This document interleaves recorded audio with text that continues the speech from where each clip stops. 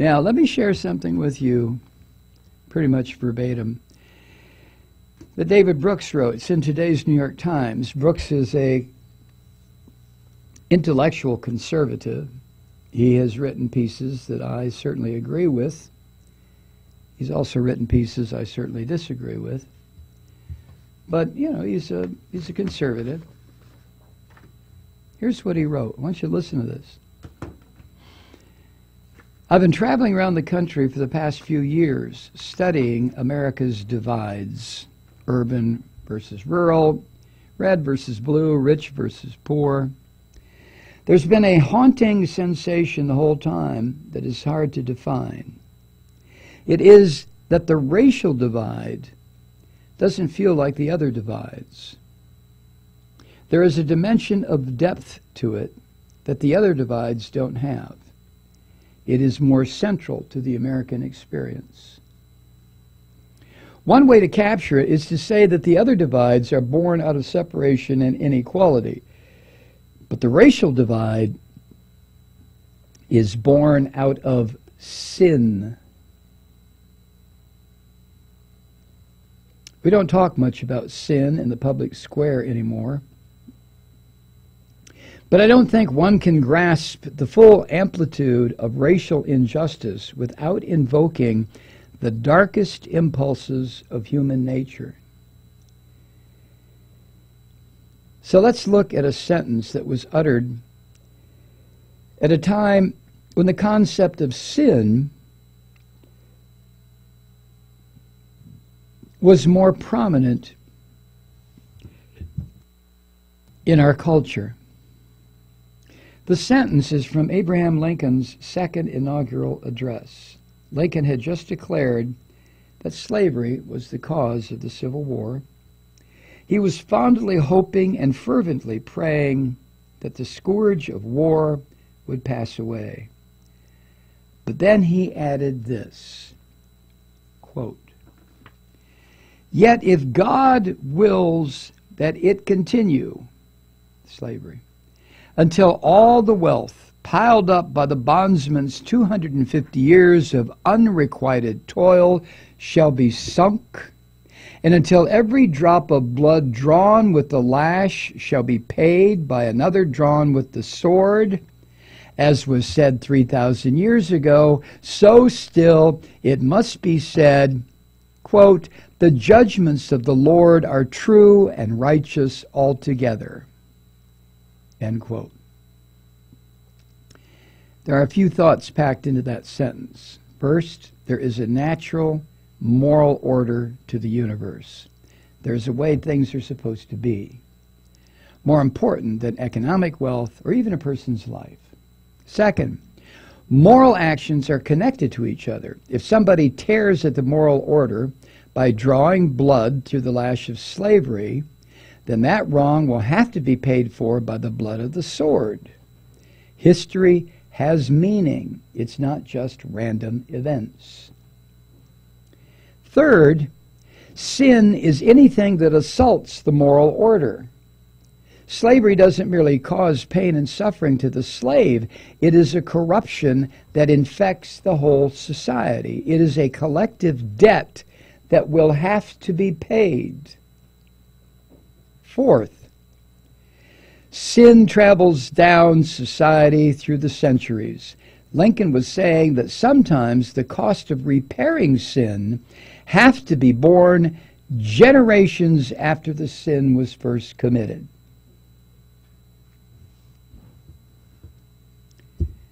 From these thoughts, Brooks goes on, we can appreciate the truth that while there have been many types of discrimination in our history, the African American and the Native American experiences are unique and different.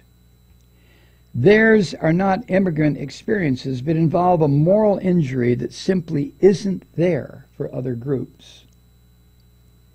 Slavery and the continuing pattern of discrimination aren't only an attempt to steal labor, they are an attempt to cover over a person's soul, a whole people's soul.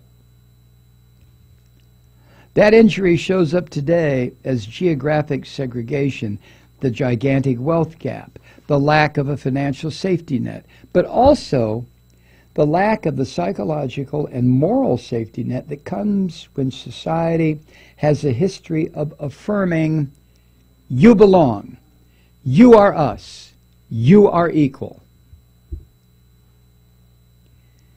Nearly 5 years ago, I read Ta-Nehisi Coates' Atlantic article entitled The Case for Reparations, with mild disagreement. All sorts of practical objections leapt to mind. What about the recent African immigrants? What about the poor whites who have nothing of what you would call privilege? Do we pay Oprah and LeBron? But I've had so many experiences over the past year, sitting, for example, with an elderly black woman in South Carolina, shaking in rage because the kids in her neighborhood face greater challenges than she did growing up in 1953. Experiences that suggest we are at another moment of make or break racial reckoning.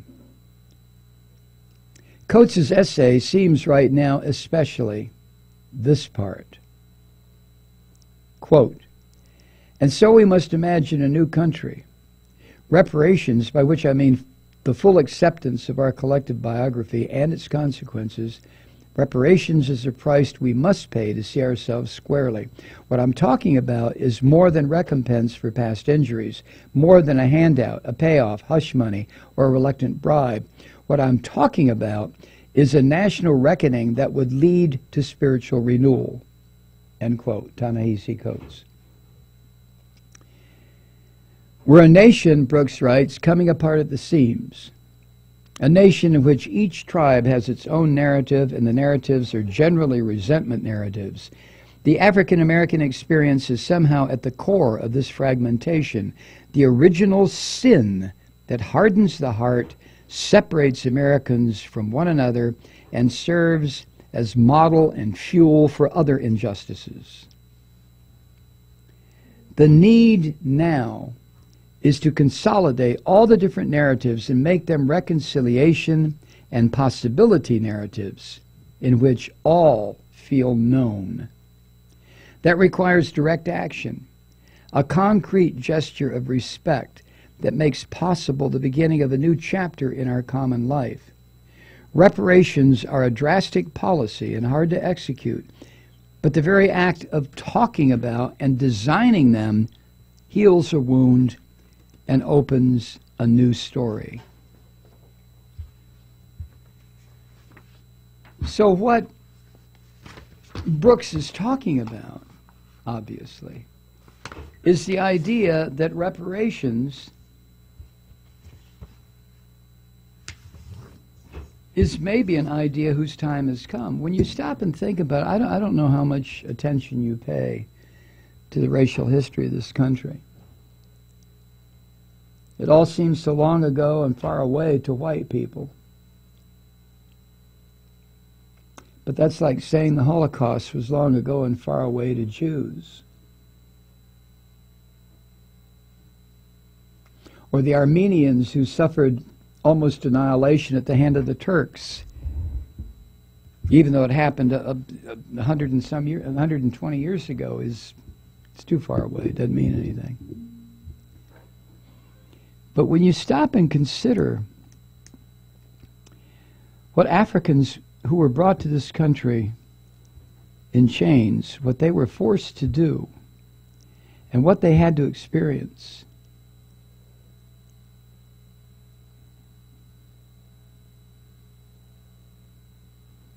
whether that experience was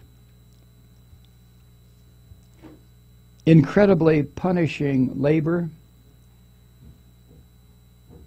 actually being worked to death, not unlike the German industrialists who worked the Jewish prisoners to death,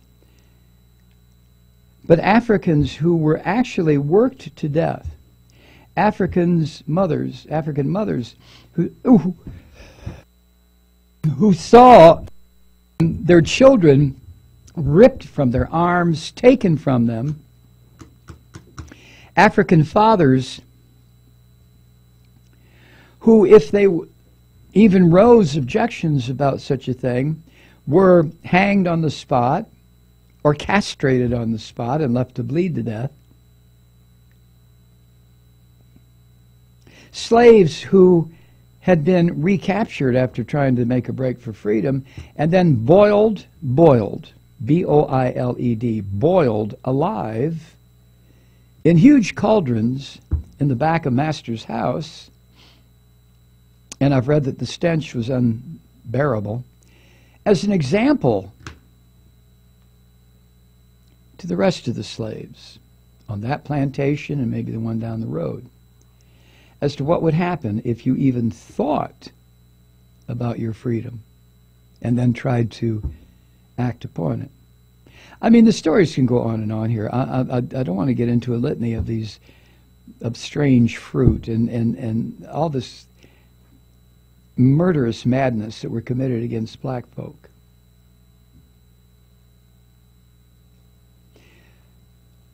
But it's something that has eaten away at me for most of my years. Slavery, Jim Crow, the heritage that blacks have had to deal with, and that whites just seem to refuse to acknowledge, at least refuse to acknowledge the depth of the horror that our brothers and sisters had to endure. And to what end? Well, to bring wealth to the white people, to establish fortunes for the white people, to provide the labor that would establish that wealth. And like parts of a machine that wear out, when the black slaves were too weak to work, they were left to die.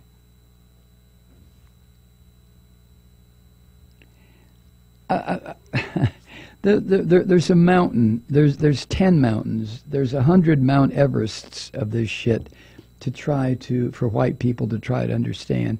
And most white people just won't do it. And I understand. It's too painful. It's too laborious. It's too confronting. I don't believe in the word sin as Brooks does. He's an observant Jew, so obviously he's going to believe in sin like the Christians or the Muslims do. I don't believe in sin per se. I believe in wrongful actions that are based on wrong thinking or immorality. Is there a difference between sin and immorality? I guess you'd have to ask a theologian that. But to me, I would replace the word sin with the word crime. The crimes that have been committed against black people in this country since before this country was this country are really, really unknowable. I was going to say unspeakable, but we can talk about them until hell freezes over. But so many of the crimes committed against black people are unknowable. Hi, Truth Seekers. Mike Malloy here. As you know, we've switched formats and are now broadcast exclusively on the Progressive Voices Network.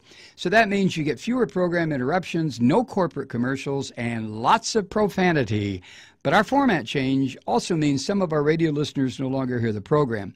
It's been a while since I mentioned our podcasts, so you may have forgotten that there is a way to listen to this program anytime you need a good dose of screaming. Visit MikeMalloy.com and subscribe to our podcasts. You have your choice. You can listen to The Ranting with the audio podcast or listen and watch me lose control with a video podcast subscription. As a podcast subscriber, you can download the program to your mobile device and take me with you wherever you go. And if you have a friend who needs a dose of truth-seeking, you can give a gift subscription as well. That's MikeMalloy.com, and never miss a minute of the uncensored fun and frivolity.